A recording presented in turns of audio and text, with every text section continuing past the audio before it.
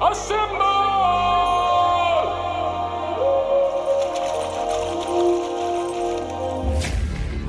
back and bigger than ever. It's the unofficial 40 from Soonerscoop.com. Now, here's the entire Sooner Scoop crew. Carrie, Josh, Eddie, and Bob. All right, welcome back. It is the Midfirst Bank Unofficial 40, brought to you by Midfirst Bank. Go check it out, midfirst.com/U40. That's midfirst.com/U40. Sign up for the OU Rewards, exclusive OU Rewards credit card from Midfirst Bank. All right, we welcome in the entire crew. It is our favorite time of this year. I say that sarcastically. It's the offseason, where basically, I don't know, Eddie and I screw around a lot on Twitter. I don't know how that's any different from the other. Yeah, that's probably not. I screw around more. Is that accurate? Like the Spencer Rattler? I enjoyed that. I enjoy fishing every once in a while. Well, it's too easy. It's become too easy. I need something else. It's like Twitter was my gateway drug. I'm on to heroin. I need something else. Do we? Yeah. What's the next thing? I think TikTok. I think I'm getting ready to tackle the TikTok. You're not gonna tackle TikTok. It's going to be You're fascinated by TikTok. It's social media. It's staying up to date, and if we're going to stay up to date, have to get on TikTok. Are you ready to start the Sooner Scoop TikTok account? I think I'm going to worry about just yourself? Understanding TikTok before we go with a full platform. But you were very confused by it last time we had this discussion. Yeah, I still don't get it, but I get it. I just don't get what's funny. Are you have to figure it out? Are you worried that you're losing touch with the kids? Oh, I know that I'm losing touch with the kids, but that's a good thing. I don't need to. Right. I don't need to be knowing what the kids are up to these days. Yeah, that's kind of. I'm not a pedophile. I'm not dreaming about what they do on spring break with their girlfriends in Jamaica. What's up, fellow young people? Yeah, exactly. Steve Buscemi. Yeah, don't become that guy. Anyway, I guess because the steam has been taken away from the regular signing day, we'd normally have that to talk about. I guess we could just kind of start there and just refresh everybody. There's the Theo Howard stuff that's out there. He is in the OU database. Shout out to Stoops Brothers on the message boards for being the first to figure all that mess out. So we're still waiting on any kind of official word on whether he is a UCLA transfer that was a very productive receiver. I guess I saw they're up to like 10 players now that have entered the portal at UCLA. Chip Kelly and his fantastic personality, just keeping people around left and right. I almost sent you guys an article that I read out of I think it was LA Times yesterday, talking about just how miserable UCLA football and basketball is right now. Mm-hmm. And they basically painted a picture that it hasn't been this bad in 7 decades as far as both teams just being god-awful. And, it makes sense. Yeah, at least you can usually rely on one. The thing is, though, like, even the last time UCLA was really good, was that Ben Howland when he was there? Well, did anybody even really give a crap? All for Lonzo Ball's only year at UCLA, they went 30-6, I think, or it was 30-4. Steve Alford would have been the coach, yeah. Or Alford, yeah. And Alford, I think it was the year before he got canned last year, right? During the middle of the season or beginning of the season. So he was there 2 more years afterwards. But that was the last time that they were relevant. Like Bob is like, I don't know. Come on, Bob. You don't know UCLA basketball? I had a kid this year, man. Leave me alone. Basketball? I guess the biggest story of the day or the week so far for Oklahoma fans has been that Lincoln Riley. Well, top dog, obviously. For the real riders out there, it's top dog. But Lincoln Riley's still their head coach. Yeah, and the NFL positions continue to get filled. Matt Rhule now no longer at Baylor, and it's going to be interesting to see. I think the Baylor thing is interesting for a couple of different reasons. Like, did you see by the way, that they came out saying that they confirmed that Matt Rhule made $7.2 million last year? I think that we probably underestimate how much crazy Baptist money is down there in Waco. There's a lot of it. It's not cheap to go to that school. It's one of those private schools. Yeah. But, they are going to be willing to throw a lot of cash out there to get a coach, which I'm surprised if they had $7 million laying around that Matt Rhule from Temple was the best they could do. Although at the time, they probably couldn't get anybody. They probably had to overpay to get somebody. They're not going to have to overpay to get a decent coach. Now, what I really want to know is, what kind of character plays into naming their next? Like, are they over the Art Briles stuff? Are they over the scandal? Are they willing to go out and maybe hire a coach that doesn't have a squeaky clean reputation, like a non-Lon Kruger? I think me and Josh would put our vote for Joey McGuire, who we've known for a long time. Josh, you've known him a lot longer than I have, so if you want to speak about why he would be a nice choice for the Bears. Well, he just makes a lot of sense because Baylor is not going to recruit, at least at this point, on a national level. But Joey McGuire in the state of Texas is a big deal. I tweeted something yesterday about anybody that knows him is excited about that news. I've never heard anyone come away from Joey McGuire that wasn't like, that's an awesome guy. Like, he really is just a infectious personality. He's always upbeat. He's very energetic. For OU fans that don't really have a, kind of frame of reference, I wouldn't say he's Roy Manning level video energy, but it's kind of that vein. Like, he is just always positive, always going to keep everybody thinking about what they need to do going forward.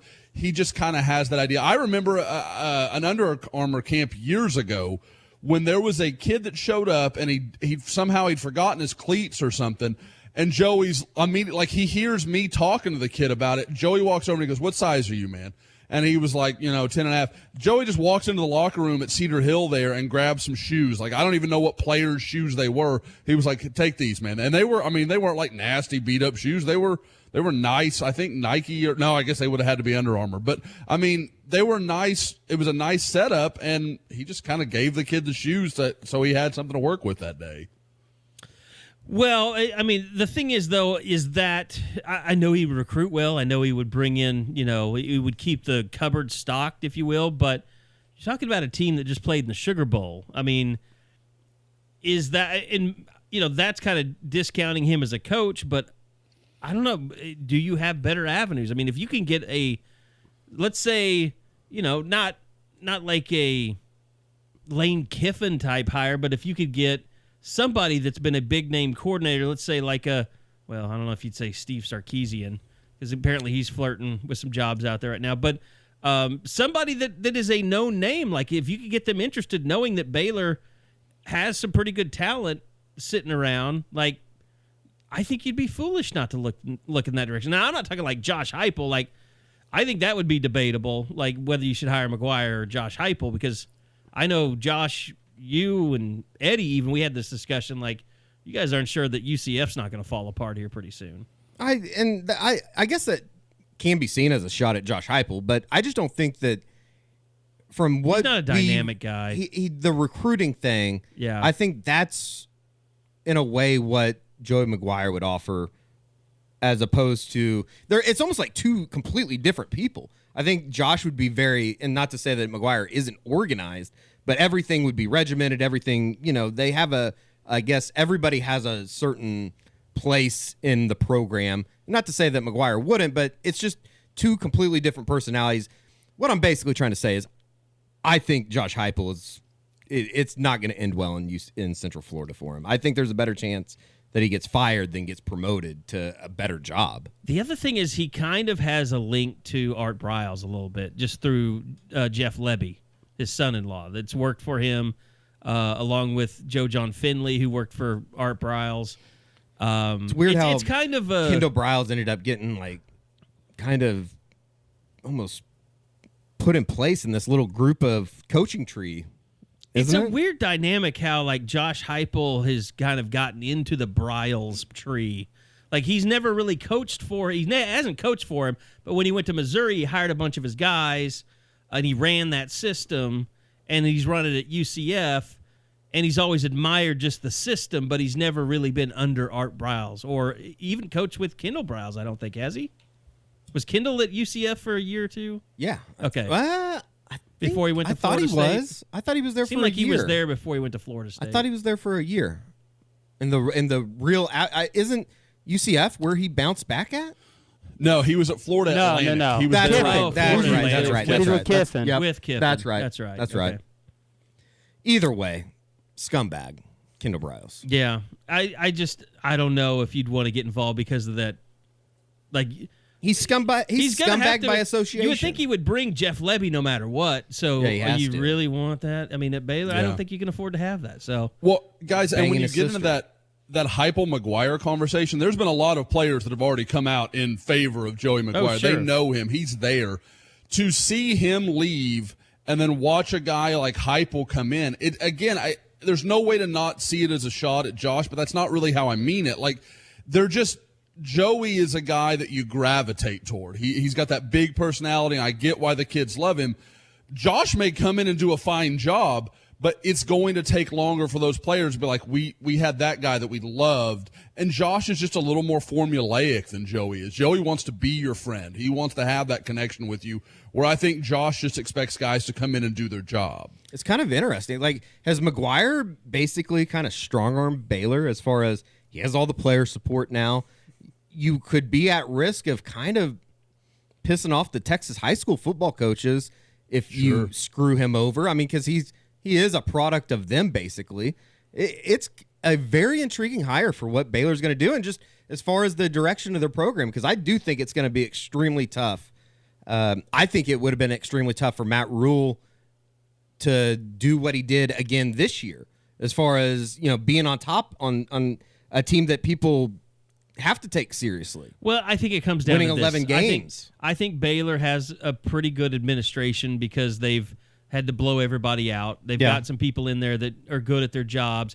They're going to be able to go around and say, okay, what did Joey Maguire bring to this as a coach? What did he bring to it as a recruiter? What are his strengths? What are his weaknesses? Like, they're going to be able to know this guy's capable of taking over our program or not. And they're going to know what other candidates are available. So it's almost one of those things, like, I'm afraid to go any further down this road, because as soon as we start talking about who's going to get the job, who's not going to get the job, we're going to finish the podcast and it's going to be announced. And this is our next Grove head will coach. be back. Jim Grove. Sean That was Oakman. terrible. Sean Oakman. I've never seen Sean Oakman around here. God, that was an awful year and a half or whatever that was. To even think that Baylor could be in this position would have been just like, how high are you to think that they could even win 11 games and get to the Sugar Bowl? That statement that Matt Rhule put out yesterday about, I don't know if one of you guys sent it to me, but it was basically saying my work here was done in 3 years. The text message that he sent to the players? Is that what the text message was? Yeah. I'm bringing the process to the next level. Yeah, I kind of thought that was weird. My work here is done. Like I'm sure everybody that signed with him was like, yeah, thanks, dickhead. Yeah, everybody that, and I'm the same way. I love Matt Rhule. I think I've been pretty open about that, but even now I'm looking for reasons like, I want to hate this guy now. I mean, you go from Temple to Baylor. It's not like did you really expect that he was going to come fall in love with the Brazos and, be a lifer? No, you was a hired gun. Oh, there's definitely Baylor fans that thought that there was no way that he was leaving, which in a way I kind of feel sorry for him, because I know they're proud of their university or whatever, but I mean, the worst NFL job is probably better than Baylor. Is that crazy? Well, I mean, apparently not. Cleveland didn't get an interview. Well, that's because he had options. I mean, Cleveland's the redheaded stepchild of jobs. That's what we found out. I guess. And now Dan Orlovsky wants them to go begging to Lincoln Riley. I saw him pandering for that. Oh, I think he just put it out there. Yeah. That was the wrong way to term it. He didn't do anything wrong. I mean, I agree with him. If you're the Browns, you should make him say no. Yeah. If anybody can get Baker rolling, who's better than Lincoln? Yeah. By the way, and I just want to say this too, like, this happened after the Sugar Bowl, like the day after when Lincoln has his deal with the beat writers. Like, we were told, like, Lincoln disappears as soon as the season is over. Like, it's not like a big deal. Like, we have somebody on the board saying that they're in Cabo and that everybody's telling them that Lincoln is there. Like, you only get so many opportunities to really just take some time off as a head coach in this profession. So if you're comfortable, it's a dead period. It's a dead period. He doesn't really have to do anything. It starts next week again. But if you're comfortable with running another man's vacation with his family and you want to go take a picture with him and post it on the board, I think we should give him something for that. I agree. A year subscription. Okay, now you're getting a little. 6 months. Okay, I'll go for that. the 6 months when nothing's going on, not football season. February to when camp starts, your free subscription is over. February to August. Better like recruiting camps because that's what he's getting.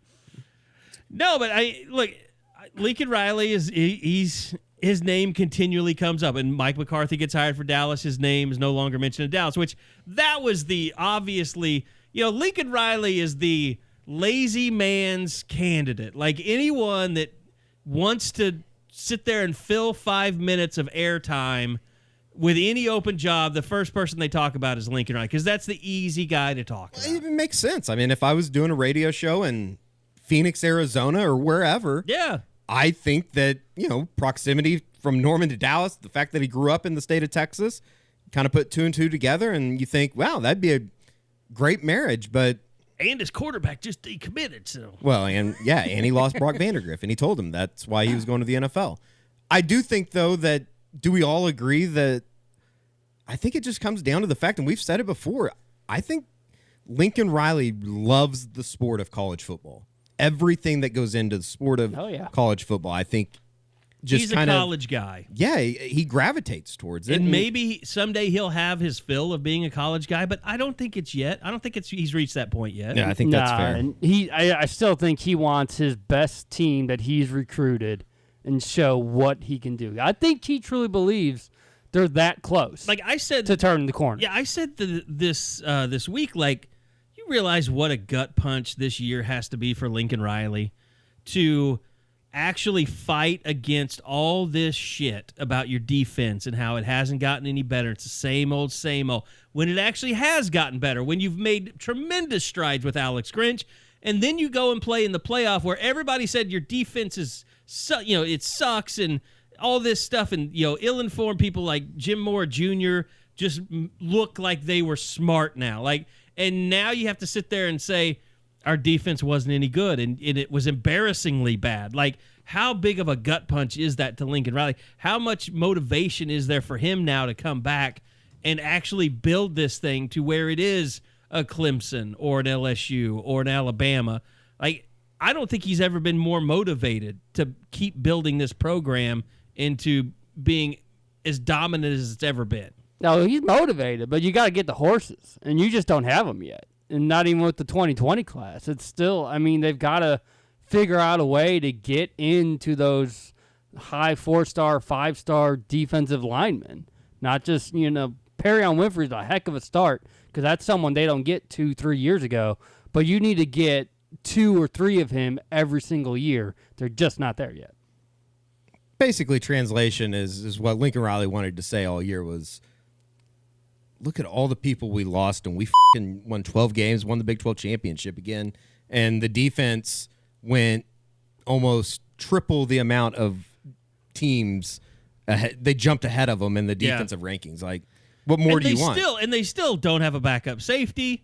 They still, that's what I'm saying. It's like, need guys here and there. Like, if I'm Lincoln Riley, I would be basically telling the fans to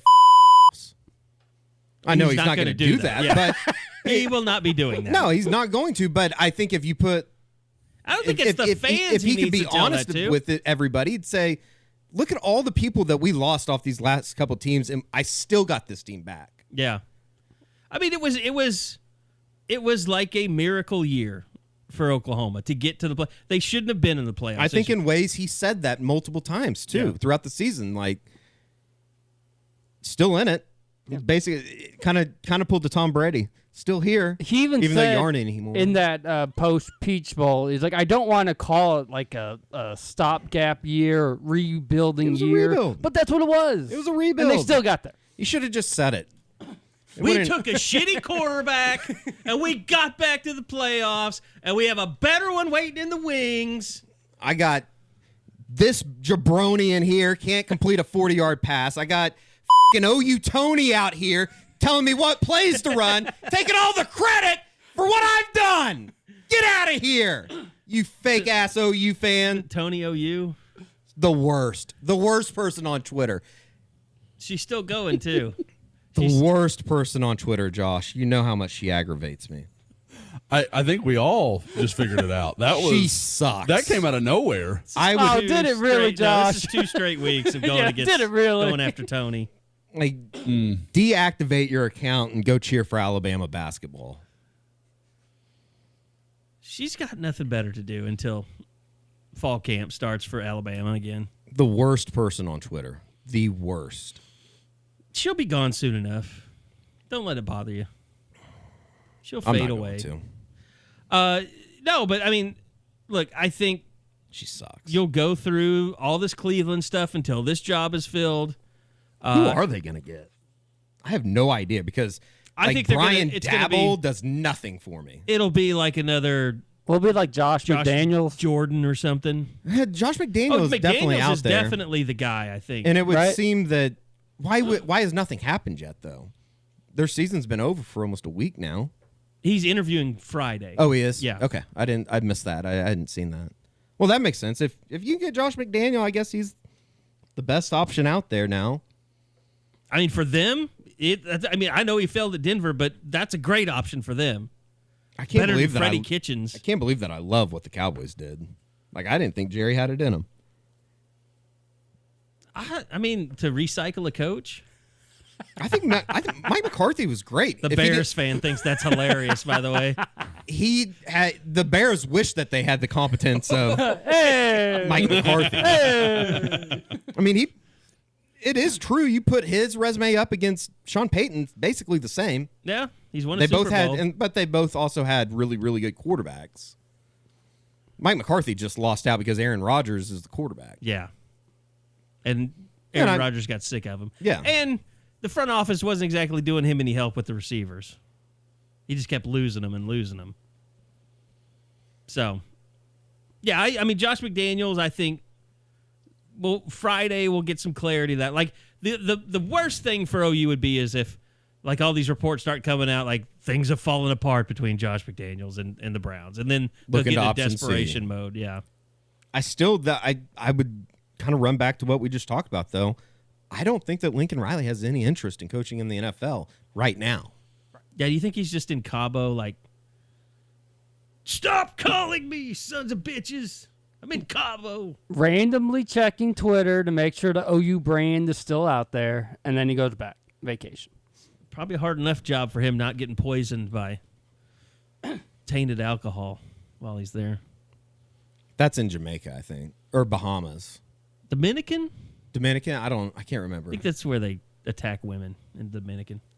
I don't know. You're painting the entire country like a bunch of domestic abusers. I will not be there. It's a dark, I cannot do that. Dark subject matter. Let's move on. So anyway, for Oklahoma, look, I know a lot of people on the boards have gotten riled up about coaching changes. Like I said, Lincoln is on a beach. He's not thinking about coaching changes. I would be surprised if anything happened. I think I don't know. Josh, feel free to weigh in here if you've gotten a pulse on this at all. But I just think it kind of becomes one of those things where, yes, I agree with all the people who think that, you could be doing better than Ruffin McNeil. I've thought that for years now. I mean, really, since he's come aboard and you hear all the stuff that you hear.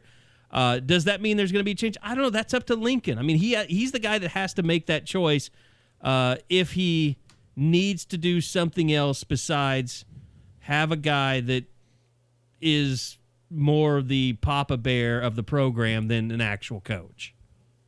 Yeah, and people keep asking, like, when would this happen? Will it happen? Unless you're in Lincoln Riley's mind, I don't know how you can know, because this is him. This is not a group think. This is not that there's any pressure for this to happen. Joe Castiglione's not going to tell him what to do with his coaching staff. None of that. Exactly. So it's really whatever Ruffin and Lincoln want to do. But, I mean, at some point when you look at the issues that Oklahoma fights, where they're recruiting against the Clemsons and Alabamas and these huge support staffs and everything else, Oklahoma is operating with a hand tied behind their back. Yeah, like 9.25, 9.5 men. I mean, he's just not out recruiting much. There's not much to be done there. You hear, I won't claim that I'm there at practice to know what's going on in practice, but I've got to feel like that's hard for him day in and day out to be out there. Oh, I think we can say it. He's not an active coach at practice every day. He's just not. Yeah. Okay. I didn't want to totally come out there, but we can go together on that. Yeah. That's what I understand. So I mean, at some point you can't say we're close or we want to be there and these things and then allow something like this to happen. Would Nick Saban walk around with a guy that wasn't carrying his weight? No. Nick Saban fires guys who are really good. So it just so much so that he has to hire an entire new staff year after year. Exactly. I mean, don't get me wrong. If there is a gap where you can live between what Lincoln Riley's currently doing and being Nick Saban, I mean, you don't have to be an epic bastard. But I mean, it's like I said, that at some point, and it's kind of like what we talked about with Broyles last week. I don't like saying it. Ruffin McNeil's an immensely nice and likable guy, but at some point you're hurting your ability to be at your best. Yeah. Take it a step further, just for fun, just for the podcast's sake. If Ruffin did step aside, is it just as simple as what everybody thinks would happen and move Roy Manning to outside linebacker, then put Chip Viney as a cornerback? Yeah, is that as simple as it is? And then all you have to do is basically find somebody to take over Chip's current role? And I kind of think that that's what Lincoln feels like he's doing right now, probably. Except like Josh said, you can't ignore that recruiting component. I mean, how much more would OU get out of having Chip Viney out on the recruiting trail than Ruffin McNeil? Well, I mean, considering where it is right now, I would say it's exponential. Wouldn't you? I mean, Josh, you could speak to that. Oh yeah, I mean, well, you talk about let Viney loose in California, where Oklahoma the last couple of classes hasn't had the same impact. I mean, Jonathan Perkins is now gone. And I know we kind of knew that was happening, but he finally kind of officially put it out there. I guess it was yesterday. So, I mean, Oklahoma has this reputation in California that I think they can kind of keep, and nobody's going to really notice that it's fallen off in the last few years. But since Caleb Kelly, what has Oklahoma done in California that just wows you? I mean, who's that guy that's the next great California player? They had the connections there too with Coach Tony. I mean, he passed, unfortunately. Sure. So that whole pipeline that you had, that Fresno pipeline, is gone. So there's nobody. You're right. There's nobody that's been able to rebuild that. But hell, I mean, Chip Viney could rebuild that for you. He could do it, but could he coach up the talent? That's what Roy Manning can really hang his hat on, based on what Parnell Motley did throughout this year. Is Viney in a position where he can get the best out of those players too? We know he'd be awesome recruiting. There's no doubt about it. But could he be the top-level, elite type, top-tier coach on the field too, to develop the guys who are already on campus? And it's a good question, and it runs into the argument of how much is Viney involved with what has happened? Like, how much credit does he get for what's gone on? It's hard to know because he was obviously there when Parnell Motley was struggling mightily, and Roy Manning's the one thing that's really changed. So I don't know where you come out on that, but it's interesting, and you know that Viney is in there day-to-day already. I would have to think, though. Is Linda going? No, hang on. Damn it. Linda! Roomba, get out of here. You're ruining the podcast, Linda. Como te llamas? See. Ice. No, I need extra cubes of ice for my drink. There, he finally shut Linda down. It must have been a Roomba, I bet. That's a puppy dog. I would have to think, though, that Roy Manning, as much, quote-unquote, negative recruiting that was out there kind of going against him before the season started. All that's gone now. It has to be. I mean, Look what Parnell Motley did. Look at, I think, Bobby, you retweeted it a couple days ago. Trey Brown, numbers-wise, had a really good year. That didn't take into account pass interference. Sure. But, yeah, numbers-wise. Actually, I think Trey Brown taught me this year that sometimes it's okay to get some PIs called on you. I think it's better than giving up a 70-yard touchdown. I mean, if you're playing so hard that every once in a while that happens, big deal. It's kind of like, Marquise Hayes is kind of really toeing line, but like every offensive lineman that Oklahoma's had, whether it's Cody Ford or Ben Powers, like really good offensive lineman, they've gotten personal fouls. It's almost like Orlando Brown he went over the line a little bit, but like you have to have some good with the bad if you're really going to just stay in somebody's hip pocket all the time. Basically, from an offensive line standpoint, that's what Bill Beanabo has basically said before is, I can live with that. And I can live with a 15-yarder every once in a while. We need a little asshole in our people, in our players. Basically. And Roy Manning deserved to tweet what he tweeted on Monday night about told no lies and sold no dreams. Yeah. He did. That's a subtweet, kids, I believe. You believe that was to Texas mainly? I think it was to, what's his name? What's that douchebag down there? Oh, Carrington? Yeah, Brian Carrington. Good for him. And it was retweeted by Lincoln. I've won more Big 12 stuff than he has.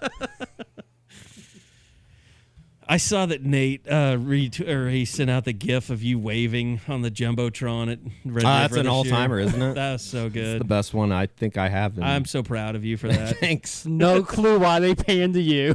Well, they were showing the Texas band. Yeah, they were showing. You were just standing right in front of them. I still can't believe that Nate caught that on video. That was a fantastic moment. Is Linda's beating over yet? Is Josh back with us? Yeah, I'm here. Oh no, okay. I'm here. She's been screamed at. We're all good. No more water. Put her back in the cage. Water's not free, buddy. I know. You know what else isn't free? Freedom. Goddamn right, Lob. So, okay, so do we want to get into Iran now or later? No, we're not getting into it. Just another message board thread I'll have to delete. That was actually going like that's the thing. Like, we'll allow you to talk about like conflicts and things like that, but when you start throwing in the Trump stuff, that guy was an asshole yesterday in the thread. It's for those of you that were mad that we deleted it, I'm sorry. It was one guy that ruined it for everybody. So there you go. And I look, if I'd seen it earlier, Josh does this too. Like, I would have just deleted it and said, hey, but it was 9 pages long by the time I got to it, and it was unsavable. Actually, it was unsavable after about the 3rd page. So anyway. I've gotten to points in times of threads like that where I'm like, I keep going to the next page. It's like, selected post, 70. And I'm like, okay, I'm done. I'm not looking through anymore. There's too much garbage to find the real stuff. And I would like it if those conversations were possible, but I feel like, 99.9% of the time, that's what it devolves into. Eventually it just becomes people spouting their political crap and using that to be the defense of their stance. So I don't want it. By the way, I want to remind you guys that we are brought to you by Midfirst Bank. Want to give you an opportunity to take advantage of their exclusive OU Rewards credit card. Go to midfirst.com/U40. That's midfirst.com/U40. You can enjoy a low introductory rate for the first 12 months. Also, you can receive a free Bluetooth speaker when you apply in person at participating banking centers. I know in Norman they got one right there at Flood and in Maine. Great big, pretty new.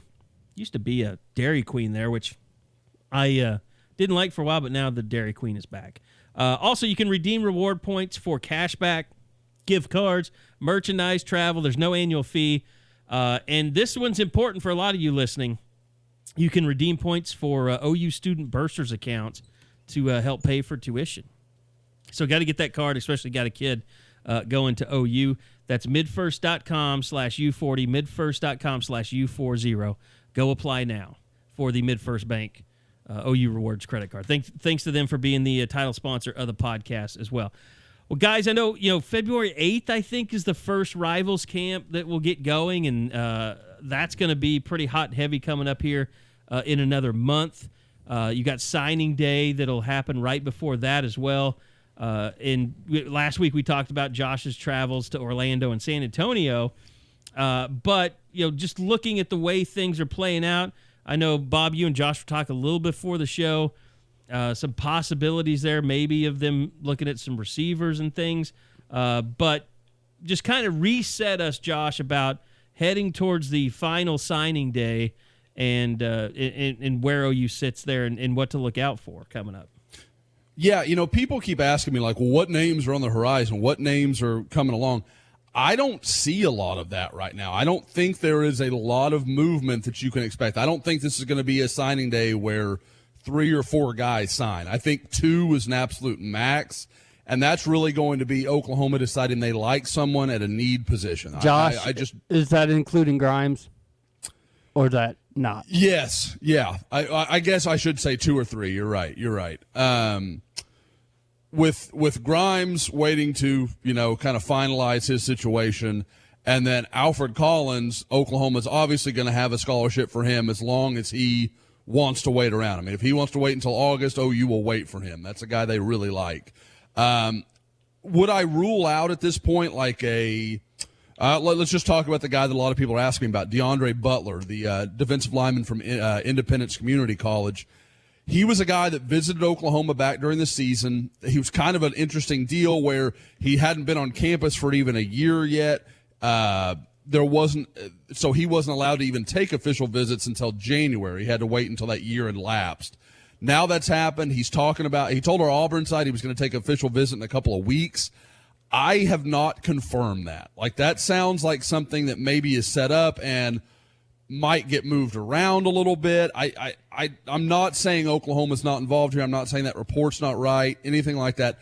There are just some moving parts in it that I'm not sure have been finalized yet, where Oklahoma may – I don't really see a world where they take both DeAndre Butler and Alfred Collins. So it may be a deal where if he comes in, you kind of get a feeling where OU feels like Alfred Collins is going. So I would just kind of keep an eye on that. We'll see. Maybe that changes, and maybe OU says we can't have enough good defensive linemen, which is certainly not a bad take.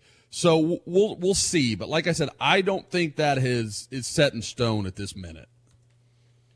Be the, I guess, picture-perfect ending for Oklahoma this cycle, Bob and Josh. Like, if you could say this is going to be the perfect ending, would it just be grabbing Collins, obviously locking up Grimes, making it official? What else? That it? Just those two, and they call it a day? It's kind of just weird how... I guess you add Theo Howard in there if you want. Like how technically early signing day has changed everything. Think about last year, David Guebu was the only person they added in February. I mean, that's the nature of the beast now. And I thought maybe Corey Wren could have played into things, but it sounds like they don't need another running back. I think that's because Kennedy Brooks and Trey Sermon are going to stay, and I thought maybe OU assumed at least one of them might be thinking of leaving, and since that's not the case, you don't need another running back. So there's just not a lot to look for. When the dead period ends the middle of next week, I look toward the 2021 quarterback and how quickly does Caleb Williams come back into play, or does Demetrius Davis start to become the number one guy? That's actually what I'll be looking forward to the most during the next couple weeks. What am I paying you guys for? Can't you come up with some clickbait crap of like, this is going to happen, or if they don't bring in 4 Oklahoma kids, this class is a failure? Or... Wait 1 second. How can you watch the OU basketball game? Television would probably be the best way. All right, back to you guys. Yeah, I mean, I'm paying for excitement here. I want you to make something up. Send me out to the beach. Send me. Is an Alabama 5-star thinking about taking a surprise visit to Oklahoma? No. Send me out to Damn you! Send me out to the. You keep failing my clickbait plan. That's it. That is your Twitter tease, but then you click it. No. Watch Jason Hazelwood 7,000 work out on a ads. beach. You have to make your way through the 7,000 ads and download links to viruses to get that one word no. Somewhere it's like, where's Waldo? I'll go find Jason Hazelwood working out on a beach. Why do you keep saying Jason? I know exactly where Jason Hazelwood was. He was at Fort Lauderdale. Yes, we know we're saying it wrong. All right. It's an inside joke. Okay, I've missed it. Sorry, Josh, you weren't there. No, you're fine.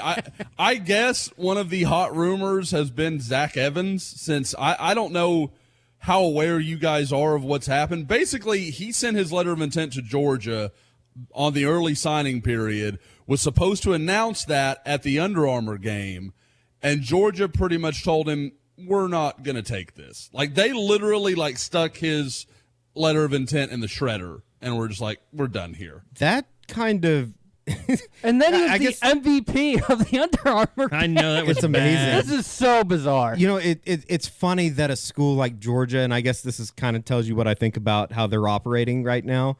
But when Georgia tells you can't come, that almost sends off the buzzers for me. That like, if you can't get into an SEC, not get into an SEC school, but if Qualify. they don't want you, Yeah. Well, yikes. you almost wonder he signed and then he got suspended for the championship game. And then they If called that- his coaches, and they got the probably not a happy bunch of coaches.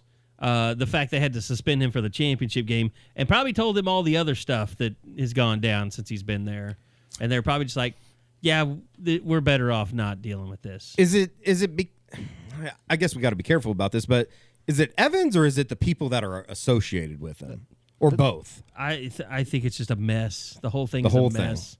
He seemed as a sophomore, he was okay to talk with, and then something changed.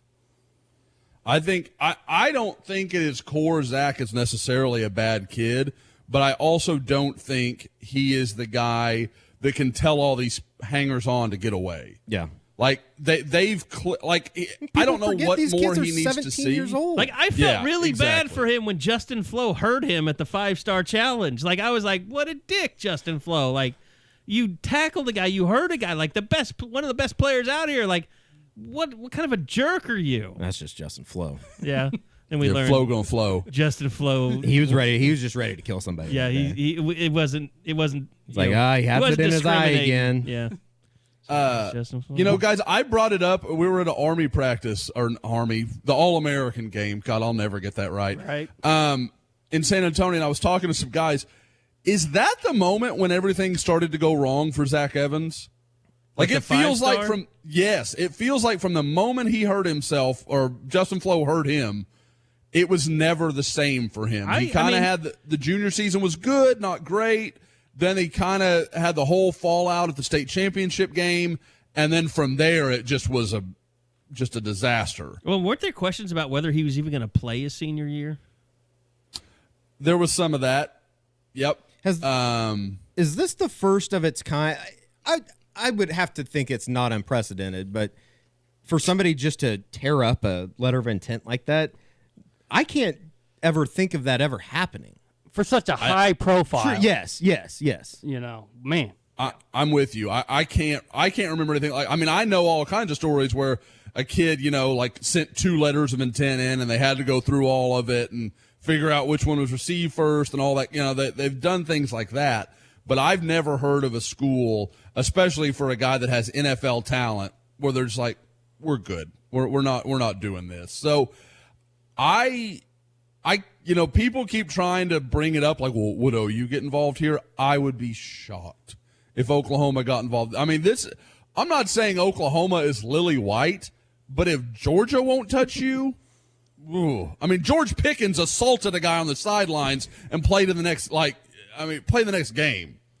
Yeah, that was ugly. Zach, And I've heard really he is a fool. Like, I mean, I didn't know it about it. Like, I mean, I guess I should have read into it with the interaction at the Georgia Tech game, but I didn't really know that this is apparently a long-standing thing with George Pickens. Zach Evans, XFL. That'd Wow. be awesome if he went straight A to the Houston XFL. Roughneck. That would be awesome. I'm cheering for somebody to do that. Oh, Tragic- come on. by Bob, the way, Bob would make him a renegade. Tragic news yesterday. No, Roughneck. Oh, indeed. You'd have to be a Roughneck. Tragic news yesterday. Landry Jones, knee injury. Out 4 to 6 weeks. 3 words. Power of prayer. He'll be back in 4. He'll be back by the Starting opener. the first game. Yeah, he'll be back. Actually, can he? Yeah, 1 month from today, February 8th, right? Trevor Knight can pray for him. I think we're going down, right? We have to. Okay, I'm down. I've been down the whole time. Got to. Have to. Have I would to, have right? to think that First game, at least? Yeah. it'd be awesome. Charlie Brewer just tweeted out a picture of Joey Maguire. I mean, they are campaigning. Is this like the Is Chuba Charlie- Hubbard is Canada Is this flag part of thing? early onset CTE for Yeah, I Charlie was gonna Brewer? say, is Brewer going to play football again? God. Yeah, Joey's I saw somebody immediate response to something Charlie Brewer tweeted about can't wait for 2020 or something. Somebody was like, just take care of yourself, buddy. Oh, think you're doing a disservice to the kid if you tell him that he can play football again for your school. Yeah. Seriously. No, you really are. The way that he looked after he got hit there in the fourth quarter of the Sugar Bowl, it's like that's like one of those moments. As much as I love football, it's like, oh, this is so uncomfortable. I can tell you this: like his family thought he was going to have to give up football after the Big 12 championship. It's terrible. I just can't see him playing again. And if he does, what kind of doctors are they, putting him in front of? Yeah. What kind of Cuban degree do you have? Hey, Dr. Nick. He was We're going to Tijuana, Charlie. He was the on-site doctor for Chip and Joanna. He's like, well, they're good enough for Chip and Joanna. Might as well be good enough for the football program. Oh, that beam fell on him, but, there's no culpability there. It is pretty crazy, Josh. I remember we kind of talked about it after we left. I want to say after we left Cedar Hill the first time. It was like, that guy is awesome. Talking about Joey McGuire. Yep. Like I said, he is one of those guys that is just universally liked. Even rivals that, normally would try to find some reason. I don't mean rivals the company. I mean like teams out there Well, if he was that an play Oklahoma against coach, Cedar he'd Hill. be rivals the company. Yes. But as it is, there would be a reason to dislike him, but everybody likes Joey. I tweeted out, like I said, I tweeted out something yesterday about, everybody being excited for that possibility for him. And I got, a lot of Texas high school coaches were like, yeah, man, that'd be amazing, blah, blah, blah. There was a real camaraderie in that. And the impact it would have in Texas high school recruiting is interesting. I would like to see how that played out because Joey McGuire is not just like a Texas high school coach. He's one of the Texas high school coaches. And there's really not that, like Mac Brown had kind of had the market cornered. Wow. Had the market cornered. Speaking of olds, had the market cornered on high school, coaches and bringing them out. Like, I noticed Tim Brewster refused to entertain becoming Texas A&M's tight ends coach to stay at North Carolina with Mac. Because, Joe John Finley took an Ole Miss job. He left Texas A&M to go to Ole Miss. Oh, Jimbo tried to get Fisher back to A&M. Jimbo tried to get Brewster to A&M, yeah. Well, he was there with him, wasn't he? And then Joe John took Brewster's spot. Is that how it happened? That's right, yeah. Okay. Brewster has always been Mac's right-hand guy. Exactly. So, that's part of it. But, he, A&M, you would think, could pay anything North Carolina could and probably a little bit more. But it just kind of goes to show you, like, that guard is changing. Like, I would say McGuire probably is highly thought of well, what the new era. The guy that they just hired at UTSA, he kind of broke the barrier, didn't he? As far as high school coaches legitimately making that jump in Texas. God, what's that guy's name, Josh? What, a Traylor? Traylor, yeah. Yeah. Jeff Traylor. Yeah, Jeff Traylor. Mm-hmm. Yeah. Same era type of guy, too. What do you Came think up at about Gilmer. Pete Golding? He was a guy that... See, but he was never like a Texas high school sustained success type guy. Yep. Joe McGuire, they won state championships, right? Cedar Hill? Had to have. Oh, yeah. He won 2, I believe. I know he won 1 way back with Will.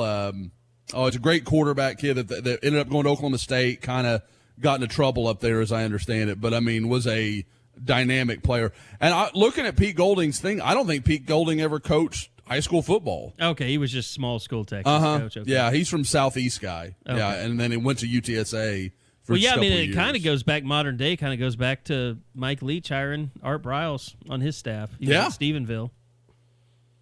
Yep. So this round of coaching searches just as a whole is kind of sucked in a way. There really hasn't. There was the Bob Stoops stuff for what seemed like a month and a half with Florida State, but that was never anything serious that you could take seriously. I just love it might have been for like 2 hours on a Monday night. I love the people trying to do the next level, and Carson, I'm not taking a shot at you, but the whole who would OU get if Lincoln Riley left, this is before there was one legitimate report out there. It's a fun social media game to play because I'll be honest, I have no idea who the first call would be. Brent Venables. You think? I think so. Just no question about it? You think he wants that? that Brent would want it. Yeah. If it was Oklahoma, I think it'd be different for him. Yeah. I think that would be definitely not a stretch by any means, but I think And if he's dealing with Joe Castiglione, yeah, I think he would be interested. Would that be a bigger risk than what they did with Riley? I kind of think it would be in a way. Well, we asked before, when's the last time a great defensive mind became the guy? It's all offense guys. Yeah, but I mean, you're talking post Bob Stoops. I mean, interesting. You don't think the first call would be Urban Meyer, just to make sure? As much of a scumbag as he is? I don't think Joe would ever want to have someone like Urban Meyer that's a good point. in his program. Think about all And the I think, fields that we could bury dead bodies. PJ Fleck was brought up. I think he might be in that Urban Meyer category from things I've heard, and I think you guys have heard some of the same things. Yeah, I haven't heard the best, I guess, secondary opinions of PJ Fleck. Mm-hmm. I would be interested to hear how fans and boosters would respond to Urban Meyer being out on the market and Oklahoma not even interviewing him. I mean, that feels like, people are getting hungry for, like, Zach Evans is a topic of conversation on our board. Like, there are people out there that don't really care if a few corners are cut.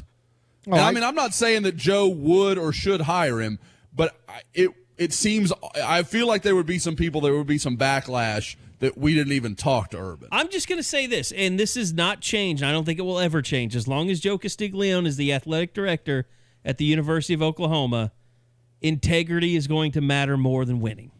I will say Urban repaired his image this year with analyst job. By what? Going on TV? Yeah, because he did such a good job. Some people are now forgetting what happened during his tenures and focusing just on what he knows. Well, guess what? The Aaron Hernandez documentary is just starting on Netflix. Yeah, it is. Good.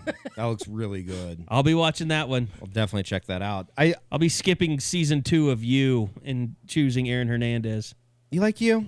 I watched season 1. It was okay. Buddies that have been watching it's it. it's halfway through season 2. It's one of those things like, can you really cheer for anyone in that show? No. I don't want to ruin it for anybody, but everyone is a dick in that show. Yeah. I will say, Josh, just to kind of get back to what you said as far as the fan base wanting to win a national championship, I think the cries are as loud as they've ever been as far as do what you got to do. Oh, yeah. Like, if you need to drop off a bag over at insert five-star player's house, I would say the Unofficial 40 is the first outlet that actively joked about bagmen on a regular basis. Yes. It is now on the board. Like, make a deal. Constantly. Make it happen. Where are our bagmen? We need good bagmen. I don't care. We need bagmen. Like, is it a fair thing to say that it happens, but probably not as much? Or is it the other way, as it happens and it probably happens more than you think? I think I'd probably go with the first one. I don't think that it's just as widespread. Now, are there schools that don't have compliance offices like OU's that you throw a kid $200 on a Friday Turn a night? blind eye. Yeah, they just kind of go about their day. I definitely think that happens. I think there are. I think that happens in Norman, and nobody says anything about it. There are. That's college, that's college football, though. That's not like who was it? Wasn't it? I don't want to say. There was somebody that turned in a booster in basketball on a trip to the Bahamas who was doing $500 handshakes or whatever to people. I feel like that happens if you want to take just like the top 25 program, just the biggest top 25 programs in the country. You can fill out whoever you think. I think that probably happens at 23 to 24 of them. I think maybe even 25. We all know, Josh, you and I all know, we both know people that can verify stories going way back. Not at Oklahoma, but Kentucky basketball. Anybody that if you're not doing it in basketball, you're not winning. That's just. But I'm just saying it's been going on for a very long time. It's just now, I think, because of social media and the internet and people's willingness to be bold, all out there. People are willing to talk about it openly more now than ever before. I agree, and guys, the thing about this is we kind of talked earlier about, with Oklahoma being a man down, they're kind of operating with a hand behind their back. Oklahoma having such an active compliance department and doing all the things they do, it almost, it's crazy to say this because they're just following the rules that are there, but it starts to feel more and more like they're the only ones who are. Yeah. I'm not talking like you have to go lawless. It's not crazy, but it just feels like Oklahoma is standing on their valor when the NCAA has pretty much washed their hands and said we can't stop this anymore. And we can't the other do thing anything. is why would any compliance department be that stringent with all this FBI stuff going on when you know that all these programs are cheating? It's Adidas is cheating, and now there's stuff out there about Nike that's getting ready to come out. It's this has been happening. You've suspected this has been happening. And, why should we bend over backwards to catch ourselves at every turn when all this other stuff is going on? But and that's the thing about OU. Their compliance department has really no interest in wins or losses in the athletic programs. They're separated completely. That's not their job. Wins and losses is not their job. Catching people doing, breaking NCAA rules is their job. That's what they're paid to do. And there's too many compliance departments who are part of the athletic department that they feel like their job is not only to be compliant, but to win games. I would be a terrible compliance officer. Yeah, I agree. There's literally no one that will argue that point with you, Eddie. We all agree. Just thinking about When they know to go to Dr. Radosevich's office to get their Adderall before finals. Well, they'd be mandatory. Are we trying to get A's or are we trying to get C's? What are you talking about? Dr. Eddie's going to even make them take the final. That's true, too. Mm-hmm. Athletes don't have to take finals. Yeah, the tutors. In fact, athletes don't even have to take finals. The tutors would be the ones on Adderall. They'd all be hot, though. Suddenly the starting quarterback's 5'5" and blonde. Wouldn't be bad. Better what they had last year. By the way, we should... Oh, jeez. There's your nerd shot. Staple of the pod now. By the way, we should say, and you mentioned Trey Sermon, kind of the expectation that he will return. I think the longer this goes, what is it, the 17th? 17th, and then the hard the date 20th. is the 20th. Yeah, Yes. you get 3 days to remove or enter your name. Everything that we hear suggests that Creed Humphrey is coming back. I'm still trying to work on that NCAA violation, so he'll be forced to go pro, but it's not working out too well. It just feels like Creed would get maybe a first-round grade from some people, but then a second or third from others. And I don't know what he wants to value at this point. Yeah, and I don't think he's somebody. The fact that he's from here, it's close to home. He can come over for dinner anytime here he wants to. That's a joke. Compliance. Or is it? Compliance, that's a joke. Yeah, I mean, maybe it's just the urgency's not there for him. And also, maybe, I would love to talk to him about it once he makes his decision, but maybe he wants to be a part. He feels like his work's not done turning this into the next great offensive line at Oklahoma. Maybe he wants a year to help those guys, become what he was as a freshman. That's always interesting because Alabama, you almost thought all those guys were coming back. Like when Leatherwood said they were coming back. Yeah. But now Bama's lost a bunch of people besides Tua. So you never know how that really factors. I think Judy and Ruggs, they were gone within 24 hours of each other, and you're just like, okay, well, maybe this thing's it's all the rats sinking off the ship. I completely misread the Tua thing. I did too. I thought he was coming back. Well, why would Nick Saban sit there with him while he announced he wasn't? But I went as announced far it, to say that I thought there was going to be some kind of big announcement that maybe Tua was going to redshirt in 2020 because his hip was when they announced that Saban was coming too. That I'm with you. I thought, my God, this kid is really messed But now up. it almost seems like it was Saban's way of going there to handle damage control. Okay, my quarterback's leaving. I got to make sure that not the rest of the team doesn't leave that can go. Or way to thank him for what Tua did for the program. I wouldn't be surprised if Saban shows up at the national championship game and sits next to Joe Burrow to thank him for leaving.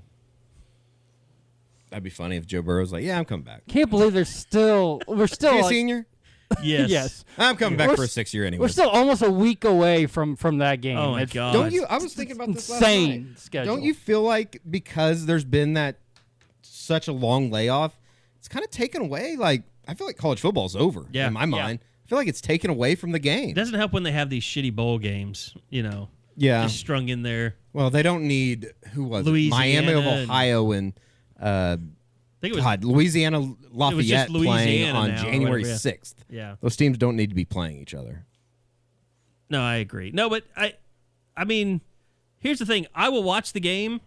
I am not interested at all in college football live breaking down this game. Like, I don't want to watch that. Yeah, I Don't care. I have a pretty good I've idea. moved on to the Thunder. Which is just very a pleasurable thing right now. Yeah. LEB basketball, low expectation basketball. I saw that. That's a good way to put it. I love it. It's a lot We'll of never fun. have low expectation football. No. I can tell you that right now. I don't think I would enjoy that, though. It's just so much easier. Well, I mean, this was your year for low expectation football. Yeah, LEB football with Jalen Hurts, that was an experience in its own. And you hate him now. Not now. Always have. Oh, always. What do you does Then, now, and forever. Clemson have any shot on it? Yeah, I think if they the game do. was anywhere but New Orleans, I would say yes. I just think that thing is going to be. It's almost like You can only get so many knuckle draggers in that stadium, though. I don't know, man. That place is going to be. I would like to go though. Spend a weekend in New Orleans this week. Be fun. Tiger bait yelled at you. I would just like to go I'd to be the see. one. I'd be yelling tiger bait in people's faces. You'd just be dressed all in orange or gold and Oh purple. yeah, purple. No, but I think they have a chance. I think we have this inflated, sense of who LSU is because OU played so shitty. Yeah, no, that's I probably think true. OU played terribly. LSU played an incredible game. All credit to them in that regard. But there is. When I was on the flight back Monday, bunch of LSU fans, and they're like, "Is that the greatest game we've ever played in the history of our program?" I mean, it might have been. Yeah. They scored 63 points. And they could have scored 100 easily. I legitimately thought to yeah. myself, like halfway through the second quarter, like, "Oh my God, they're going to score 80 tonight." Yeah. It will be. I don't know. It should be a good game. I hope it is a good game. And guys, we've seen it through the years with Oklahoma's offenses. It's tough to keep that rhythm going when you're not playing. They're going to have played twice in like a month and a half. That's hard to keep that level of rhythm going, and I think Clemson's probably a little bit better built to deal with that because A, they've done it, and B, I just think they're a little better defensively, so they can cope with some of those things a little bit. I will say this too, Josh. You can smile. I know the smile is going to be very big on your face when I say this, but I think the difference could be Trevor Lawrence in this game with LSU and those. Let's say they're 400-pound defensive linemen that they've got. Those guys got to weigh 4 bills. Like getting Trevor Lawrence out on the edge, that could be a huge game changer for them. I mean, OU didn't do it with Jalen Hurts enough, but obviously the kid from Ole Miss and Trevor Lawrence, if you get him out on the edge, he could really do a lot of damage. If I could drop this mic, I would. I know. Beautiful. Don't drop it. It's expensive. I know. I'm not gonna. I can't afford it. I'm a father I will of 2. charge I have you. no money. Exactly. It's not intended to be a shot at Jalen Hurts, but there were opportunities early in that game that he just simply passed up. He didn't take them, and I think Trevor Lawrence will make those plays. Well, it was. I don't want to go back to this, but I mean the dropbacks, and I mean it's like Lincoln just is not built to run a zone read, primarily run offense. He just can't do it, and I don't blame him. It's just the quarterback he had. Yeah. Well, and part of it too was, I mean, like the injury to Stevenson was. I thought it was big. It was bigger than I realized it was because they knew they couldn't give Kennedy Brooks 30 carries against that defense. It wasn't going to work. No, I mean, and I did think the same thing. Like his build, his running style, he might have been able to run through some trash that Kennedy Brooks just can't run through. Yep. Sermon and Stevenson would have been perfect. Make no mistake. Game. Once Delarian Turner-Yell broke his collarbone, that game was over. Agreed. Yeah, Yeah. Yep. Even more so than losing Ronnie Perkins. Losing Delarian Turner-Yell was the death nail. Well, we've talked about it before, but they knew that they could go at that safety position all night. God. And they did. Guys, and they said it during the broadcast, and they were right. That was a very NFL way to look at it. Yeah. Like, I feel like a lot of times in college, they don't do that, where they're just like, well, we're going to run what we run and do this. LSU was like, no, we see him, we're going to go right at him. And, I mean... Yeah, when you have a quarterback, we won't bury anybody again. When you have a quarterback that has so much time, he can just stand back there and play catch with people. I mean, it's just, oh God, why are we doing this? Stop it. Stop it. We won't. Anyway, basketball going on. Oklahoma gets a big, nice first win against Kansas State at home. It didn't look like it was going to happen, but No. what was it, 13-0 run to end that game? 12 nothing run to end that game. You can apologize. Say it to him. Come on. Look, Austin Reeves had a shitty first half. I was justified in ripping He him. shot the ball one time. He was didn't 1 for either. 1. He was 1 for 3, I think. He had a lot of turnovers. Well, then he made 33% and then of he it. dribbled it off his He had a lot of foot. turnovers in the first half. He was bad. All in the I'm first. saying is- just admit he was bad. I will give him all the praise in the world He wasn't bad. for the 17 points in the second half, but he was bad in the first half. He was just bad. But And he that- was I wouldn't great go in the bad. second half. He was bad. He was bad. Manic and Reeves showed the first half. And that's Doolittle why, did too. well, he carried the load. Call the rope-a-dope, boys. He was the rope-a-dope, but He was just waiting for his big Jamal comeback. Bieniemy had as many threes as Austin Reeves did in the first half. How about that stat?